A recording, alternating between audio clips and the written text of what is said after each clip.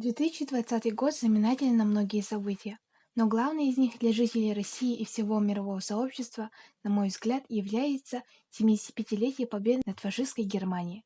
Эта дата обязывает каждого из нас пересмотреть фильмы о войне, прочитать произведения писателей о тех суровых годах. Андрей Платонов, русский советский писатель, поэт и публицист, драматург, киносценарист, журналист, военный корреспондент и участник Великой Отечественной войны, майор. Автор многих рассказов, романа «Черенгур», повести «Котлован» и нескольких пьес. Я прочитала несколько рассказов Андрея Платонова о войне, и больше всех затронул мою душу рассказ «Мать». Мать была в беженстве от немцев, но она нигде не могла жить, кроме родного места, и вернулась домой. Мария Васильевна не имела страха и не остерегалась никого, и враги ее не повредили. Горе ее было вечным и печально неутолимым. Мать утратила всех своих детей. Пройдя сквозь войну, старая мать вернулась домой, но родное ее место было пустым. Маленький бедный дом на одно семейство давно погорел от немецкого огня.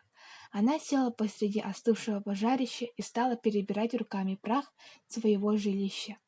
К ней подошла соседка Евдокия Петровна, молодая женщина. Дуня села рядом, Мария прильнула к ней и задремала. Потом, когда уже свечерело, Мария Васильевна поднялась, она попрощалась с Дуней и пошла в сумрак, где лежали ее дети, 2 сына в ближней земле и дочь в отдалении.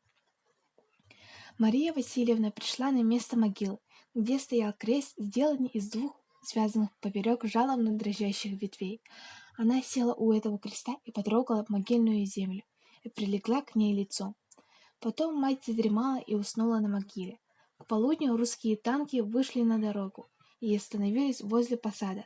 Один красноармеец отошел от танка и пошел походить по земле.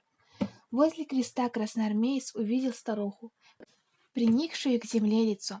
Он склонился к ней и послушал ее дыхание.